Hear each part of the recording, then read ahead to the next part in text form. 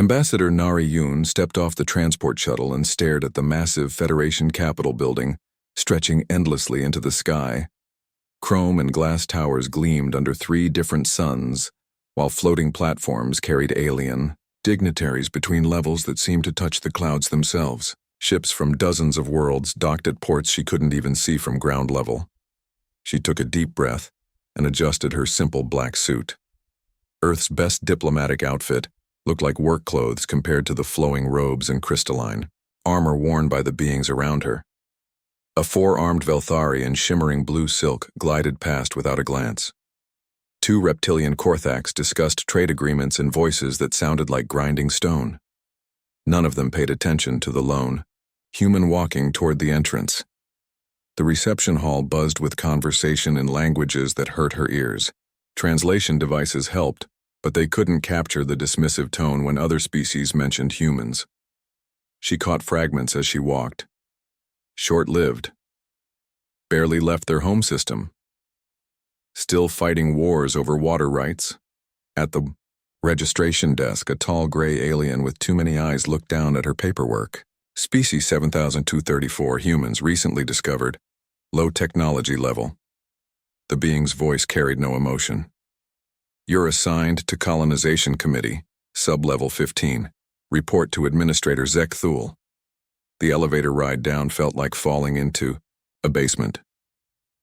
Sub-Level 15 wasn't where the important species worked. The hallway smelled like recycled air and disappointment. Nari found Administrator Zek Thul in a cramped office surrounded by holographic displays of planets that looked like nightmares. The human, Zek Thul said without looking up. The administrator resembled a giant spider with too much intelligence in its cluster of black eyes. I have your assignments. 3 worlds in the Outer Rim. Previous colonization attempts failed. The first planet appeared in the hologram. Winds howled across a surface covered in crystals that could cut through metal. Siral Prime. Atmospheric pressure would crush most species. The Altarians tried mining operations. Lost 12 colonies. The second world looked like it was on fire. Orange seas of lava surrounded islands of black rock under a red sky. Korath. Surface temperature averages 400 degrees. The Helian Empire established research stations. All personnel evacuated after equipment failures. The third made Nari's stomach turn. Green swamps stretched between mountains that moved like living things. Strange lights flickered in dense fog that covered everything. Vex Major. Aggressive. Ecosystem. Predators can think and hunt in organized packs. The Zephyrian Republic lost contact with their settlements within 2 years. These are our assignments? Nari asked, trying to keep her voice steady. Zek Thul's mandibles clicked what might have been laughter. Problem worlds require problem species. Humans reproduce quickly and adapt to harsh conditions. If you succeed, the Federation gains valuable resources. If you fail, the administrator shrugged with 4 arms. No significant loss. Nari stared at the horrible planets rotating slowly in the hologram. Each one looked designed to kill anything that tried to live there. Advanced civilizations with technology beyond Earth's wildest dreams had failed on these worlds. What chance did humans have? When do we start? She heard herself asking. Immediately. Transport ships are being prepared. You'll have basic equipment and emergency supplies. The Federation will monitor your progress remotely. Zek Thul finally looked directly at her. Most species would demand better worlds, safer assignments. Your people seem eager to attempt the impossible. Walking back through the capital, Nari noticed how other diplomats moved in groups, discussing partnerships and trade deals. She walked alone, carrying data files for 3 death worlds that other species considered beneath their attention. The Federation saw humans as expendable test subjects for planets too dangerous for anyone important. But something burned in her chest that wasn't fear. Earth had always been a harsh teacher. Humans had survived ice ages, plagues, wars, and disasters that should have wiped them out. They'd learned to live in deserts, frozen wastelands, and ocean depths. While other species developed advanced technology to overcome challenges, humans developed the stubborn refusal to quit. Maybe the Federation had made a mistake. Maybe they didn't understand what they were unleashing on these problem worlds. The other species saw death traps that had defeated their best efforts. Nari saw something else entirely. She saw opportunities that nobody else wanted. And throughout human history, those had always been the best kind. The transport back to Earth felt different now. She wasn't returning home as a failed diplomat. She was carrying the greatest challenge humanity had ever received. 3 impossible worlds that would either break them or prove what humans could really accomplish when everyone expected them to fail. The Federation would learn soon enough what happened when you gave humans problems that seemed impossible to solve. 6 months after the first colony ships launched, Kang Ho stood on a cliff overlooking humanity's newest settlement on Zero Prime. The crystal winds that had destroyed Altarian equipment now powered their generators. Below him, prefab domes clustered around geothermal vents, their metal walls scarred but holding strong against the razor-sharp atmospheric debris. The atmospheric processors are running at 60% efficiency, his assistant Jinwoo reported, squinting through protective goggles. Better than we hoped. Kang Ho nodded, watching human workers in heavy suits move across the crystalline landscape.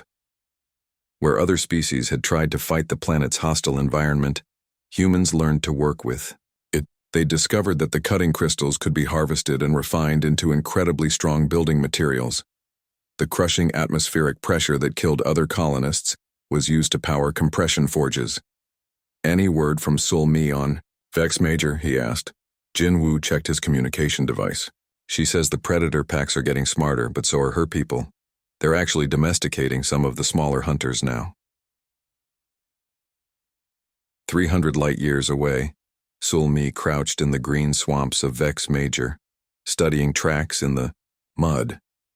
The creatures that had wiped out Zephyrian settlements were indeed intelligent pack hunters, but they had one weakness the previous colonists hadn't understood. They were curious about anything that didn't run away in terror. "Easy there," she whispered to the 6-legged predator watching her from behind twisted roots. Its 4 eyes tracked her movements, calculating whether she was prey or threat. Sul Mi slowly reached into her pack and pulled out a protein bar, breaking off a piece and tossing it toward the creature. The predator sniffed the food, took a careful bite, then looked back at her with what almost seemed like surprise. These beasts had spent generations hunting panicked colonists who shot first and asked questions later. They'd never encountered humans who offered food instead of violence. Behind her, colonist Park Day watched through binoculars from their elevated camp. "She's completely insane," he muttered to his partner. "Maybe," replied engineer Kim Yuna, adjusting their motion sensors. "But her crazy methods work. We haven't lost anyone to predator attacks in weeks." Sul Mi's approach was spreading across all 3 worlds. On Korath, where temperatures turned other species into ash, human miners worked in specially designed suits that absorbed and redirected heat energy. They'd turned the planet's volcanic activity into the galaxy's most efficient power source, running industrial operations that produced materials impossible to create elsewhere. The Federation watched these developments with growing interest. What they'd expected to be expensive failures were becoming profitable enterprises. More importantly, humans were thriving in environments that defeated advanced civilizations. Admiral Veltar of the Galactic Defense Council reviewed the reports with his staff officers. The tall, blue-skinned Altarian had commanded fleets for 3 centuries, but these human colonies puzzled him.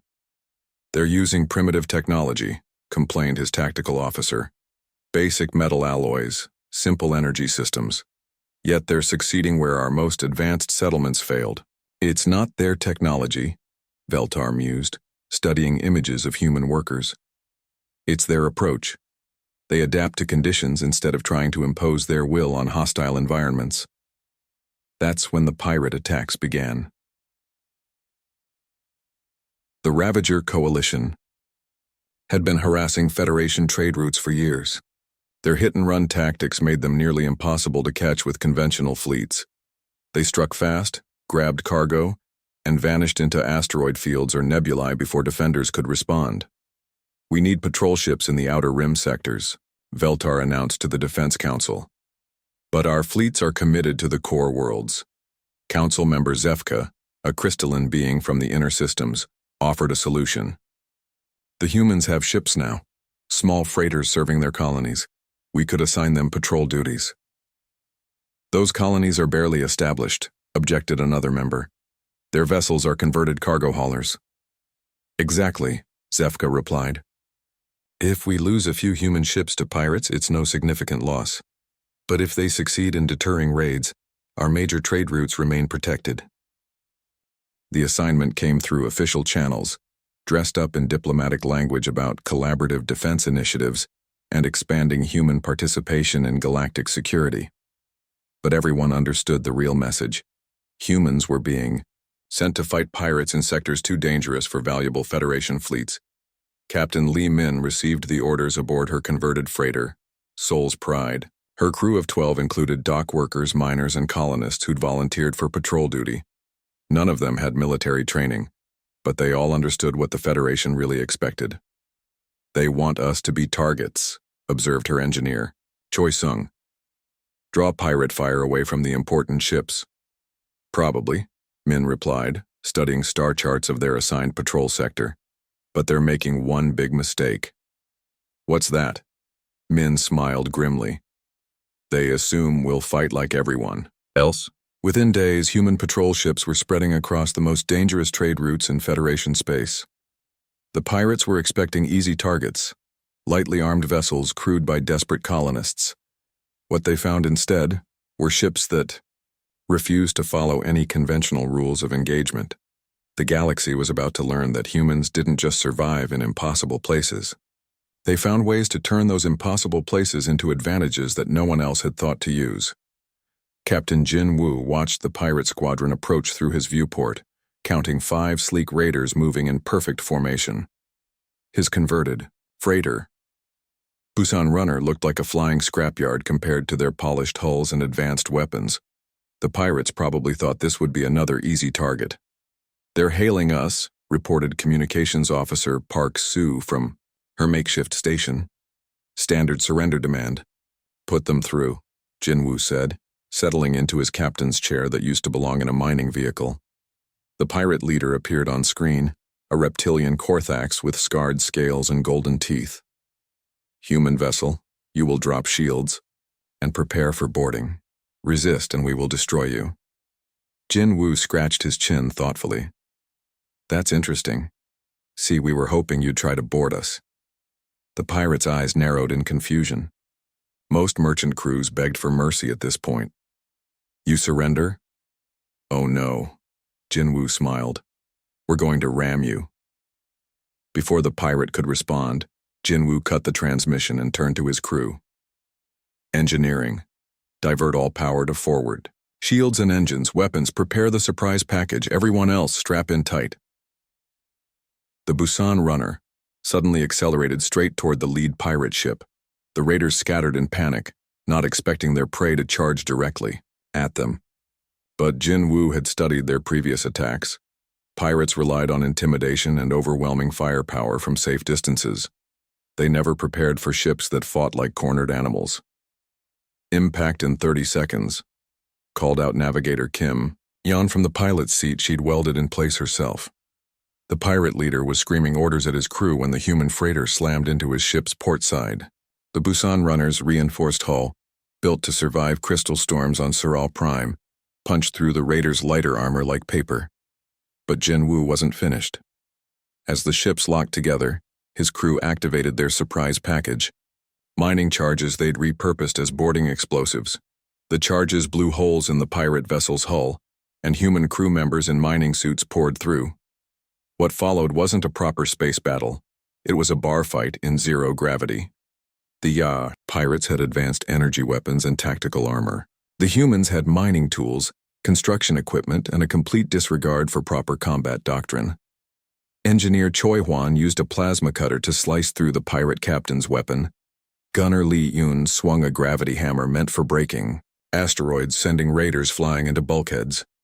The pirate crew surrendered within minutes. They'd never faced enemies who treated boarding actions like construction projects. Word of the victory spread quickly through underground channels. 3 days later, Captain Oda of the patrol ship Mokpo's Revenge encountered another pirate group near the shipping lanes. This time, the raiders tried to keep their distance and use superior firepower. Oda had prepared for this. Her ship mounted salvaged mining lasers that could cut through asteroid cores, while the pirates fired from maximum range with precision weapons. She closed the distance using debris fields and sensor shadows. When she finally opened fire, her industrial-grade cutting beams sliced clean through the raiders' hulls. "The trick is not fighting like a warship," she explained later to other human captains. "We're not soldiers. We're workers who happen to be armed." Within weeks, human patrol tactics were devastating pirate operations across the Outer Rim. The raiders couldn't adapt to enemies who refused to follow standard combat procedures. Human ships rammed targets, used industrial equipment as weapons, and treated every engagement like a mining operation that happened to involve explosives. Captain Namju developed the construction zone tactic, deploying sensor buoys and metal debris to create artificial asteroid fields. When pirates entered these zones, human ships would attack from multiple angles like workers swarming a job site. The raiders found themselves trapped in close-quarters battles where their advanced technology meant nothing. The Federation Defense Council watched these reports with growing amazement. Admiral Veltar called an emergency meeting to discuss the unprecedented pirate casualty rates in sectors patrolled by human vessels. In 3 months, human patrols have destroyed or captured more pirate ships than our regular fleets managed. In 3 years, reported his intelligence officer. "How is this possible?" demanded Council Member Zevka. "Their ships are inferior. Their weapons are primitive. They don't fight like civilized species," Veltar replied, studying battle recordings. "They treat combat like dangerous work rather than military operations. It's effective." The real surprise came when merchant captains from advanced species began quietly requesting human escorts for their cargo runs. Thylorian freight commanders who'd looked down on primitive humans now paid premium rates for protection by converted mining ships. Captain Lim Sung received one such request from a Veltari merchant prince whose convoy carried rare crystals worth millions of credits. The alien's forearms gestured nervously as he spoke through the translator. "Your reputation precedes you, human captain. The pirates fear your unconventional methods." "We just do our job," Sung replied simply. "Same way we handle everything else." But the merchant prince understood what the Federation Council was slowly realizing. Humans weren't just surviving in impossible conditions. They were rewriting the rules about what was possible. They turned death worlds into profitable colonies and converted industrial equipment into devastating weapons. Most importantly, they brought something to galactic civilization that no advanced technology could replicate: the absolute refusal to accept that anything was impossible if you were willing to work hard enough and think differently about the problem. The pirates were learning this lesson the hard way, one destroyed raider at a time. The first sign of trouble came from the outer monitoring stations. Deep space sensors detected massive objects emerging from dark space near the galactic rim, geometric shapes the size of moons, their surfaces covered in patterns that hurt to look at directly. They moved with purpose toward inhabited systems, ignoring all attempts at communication. Admiral Yu Na was inspecting human patrol routes when the emergency alert reached her command ship. The former mining engineer turned fleet commander studied the sensor readings with growing unease. She'd seen a lot of strange things since humans joined the Federation, but these objects were different. They felt old, ancient, wrong. "Federation. Command is calling an emergency session," reported her communications officer, Young Hee. "All available fleet commanders to report to Central Command immediately." The trip to Federation headquarters took 2 days. By the time Yu Na arrived, 3 star systems had gone dark. No distress calls, no final transmissions, just silence where millions of beings had lived. The command center buzzed with barely controlled panic. Species that had dominated space for millennia stood around holographic displays showing the advancing threat. Admiral Veltar's usual calm had cracked, revealing the fear underneath. "We're calling them the Architects," he announced to the assembled commanders. Long-range scans suggest they're artificial intelligences housed in massive mobile platforms. Each one appears to be a self-contained fortress factory. The hologram showed one of the geometric monsters up close. Its surface crawled with mechanical activity. Structures building themselves, weapons emerging and retracting. Defensive systems shifting in patterns too complex to follow. "What do they want?" asked a Thylorian commander. "Unknown. They haven't responded to any communication attempts. They simply arrive at inhabited worlds, deploy smaller constructs, and begin harvesting." Yuna watched footage from the few automated probes that had survived close encounters with the architects.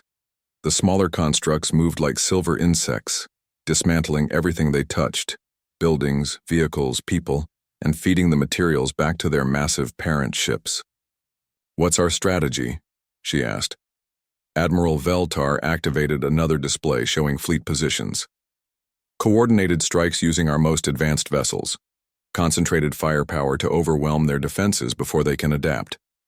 The first major engagement took place at Kepler Station, humanity's old mining outpost.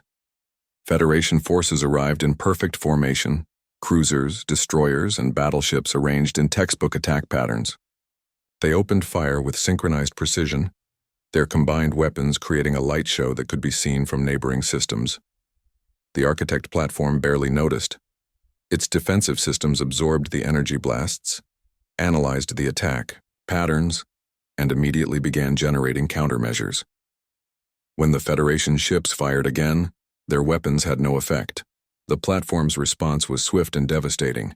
Beams of coherent energy that sliced through the attackers' shields like they weren't there. Half the Federation fleet died in the first exchange. "Impossible," breathed Admiral Veltar as the reports came in. "Our most advanced weapons, our best tactical doctrines, useless." Yuna studied the battle recordings with different eyes. As a mining engineer, she dealt with automated systems that learned and adapted. The key wasn't to fight them directly, it was to confuse them with input they couldn't process. "Permission to take my ships into the next engagement," she requested. "Admiral, Yuna, your vessels are converted cargo haulers and mining ships. If our battleships can't damage these things—" "That's exactly why they might work," she interrupted. "These architects adapt to military tactics. They're expecting coordinated strategies and advanced weapons. What happens when they encounter something completely random?" 3 days later, Yuna led a flotilla of human ships toward an architect platform approaching the colony world of New Jeju. Her fleet looked like a scrapyard in motion. Mining vessels, converted freighters, patrol ships cobbled together from spare parts. No two ships were identical and none followed standard military design. "All ships remember the plan," she broadcast. "There is no plan. Do whatever feels right. Use whatever weapons you want. Fight like we're having a really bad day at the construction site." The architect platform detected the approaching human ships and began its standard analysis routine. It expected formation flying, coordinated attacks, logical tactical decisions. Instead, it encountered chaos. Captain Ku Min's converted ore. Hauler Daegu Express opened fire with mining lasers while flying in random zigzag patterns. The architect's targeting system struggled to predict where the ship would be next because Min himself didn't know. He was flying by instinct, dodging imaginary asteroids from his mining days. Engineer Li Bin deployed construction drones that swarmed toward the platform like angry bees. When the architect tried to track and destroy them, it found that each drone was programmed differently.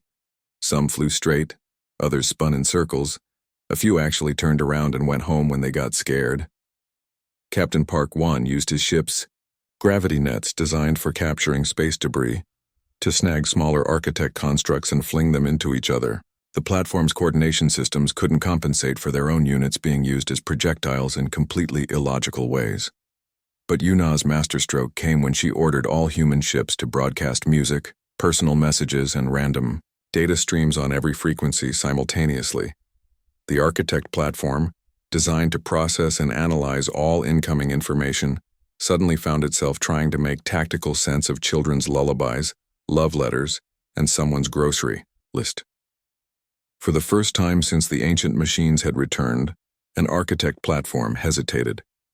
Its analysis routines crashed and restarted, overwhelmed by input that made no tactical sense. In that moment of confusion, human ships scored their first real hits. The victory was small, but crucial. Across the galaxy, Federation forces watched, recordings of the battle with amazement. The most primitive fleet in space had accomplished what their advanced technology could not. "How did you know that would work?" Admiral Veltar asked Yuna afterward. She shrugged. "Sometimes the best way to deal with a smart system is to be completely stupid. Machines expect logic. We gave them chaos instead." The war was far from over, but humanity had shown the galaxy something important. Sometimes the most sophisticated problems required the most unsophisticated solutions. 2 years into the Architect War, Admiral Yu Na stood before the Federation High Council in a room that had once seemed impossibly grand. Now it felt small and desperate. Half the member worlds had gone dark, their populations harvested by the ancient machines. The surviving species looked to her with a mixture of hope and bewilderment. "The situation is critical," announced Council Leader Threxel, his crystalline form flickering with stress patterns. "Our combined fleets have managed to slow the Architect advance, but we cannot stop them. They adapt faster than we can develop new strategies." Yuna nodded, studying the holographic battle map that showed Architect platforms across the galaxy. Each red dot represented billions of lives lost and entire civilizations consumed, but scattered among them were green markers, worlds where human-led forces had achieved victories using tactics that shouldn't have worked. "Show them the Proxima engagement," she said to her aide, Captain Song Ri. The hologram shifted to display a recent battle where human commander Jiang Su had defeated an Architect platform using nothing but mining ships and pure stubbornness. His fleet had literally rammed the ancient machine repeatedly while broadcasting children's songs at maximum volume, confusing its analysis systems until critical components overloaded. "This is madness," protested Admiral Veltar. "You're asking us to abandon millions of years of military evolution. That evolution is exactly what's killing us," Yuna replied. "The Architects were built to counter logical military thinking. Every time we use proper tactics, they learn and adapt. But they can't adapt to chaos because chaos has no pattern to analyze." She activated another display showing Federation casualties compared to human-led engagements. The difference was stark. Conventional forces suffered 90% losses, while human fleets achieved victories with minimal casualties.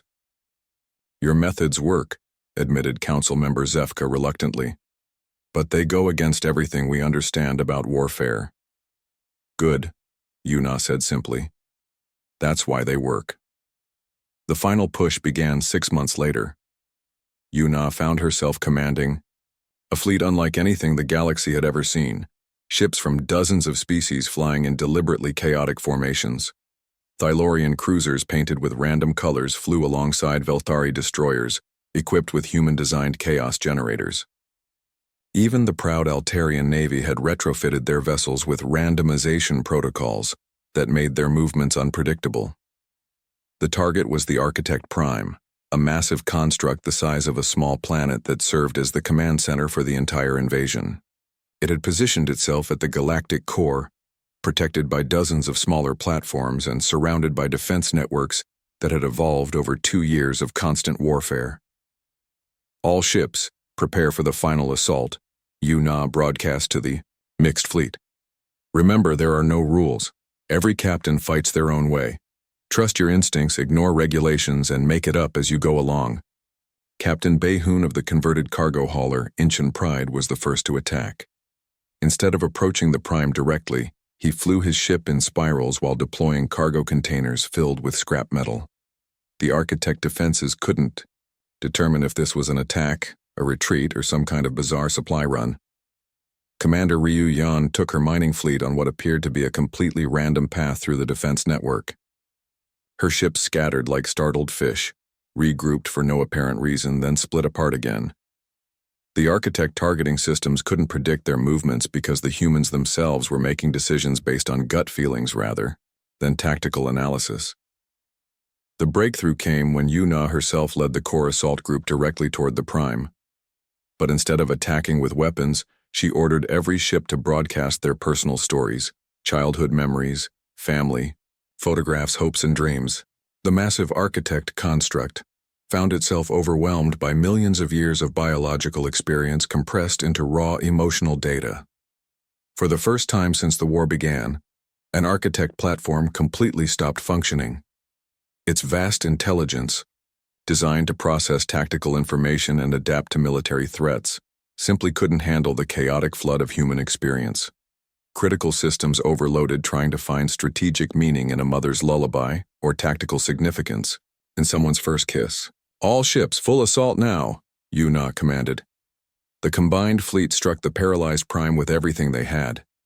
Mining lasers designed for cutting asteroids, industrial tools repurposed as weapons, and cargo containers filled with explosives. The ancient machine's defenses had adapted to counter every known military technology, but they couldn't adapt to attacks that made no tactical sense. The Prime's destruction sent shockwaves through the architect network. Without their central command, the remaining platforms began making errors, fighting with decreased coordination. One by one, human-led forces hunted them down, using increasingly creative methods. The war ended not with a grand battle, but with the last architect platform trying to analyze why a human ship was attacking it with a cargo bay full of rubber ducks. In the aftermath, the Federation rebuilt itself around human principles. Military academies that had taught rigid doctrine for millennia now included courses on creative thinking and tactical improvisation.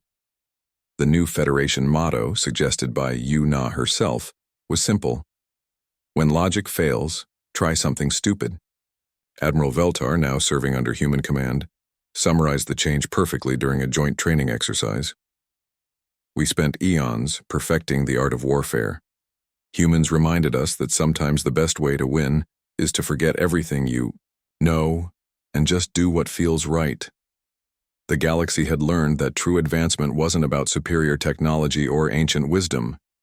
It was about the courage to be completely, wonderfully, effectively wrong when being right meant certain defeat.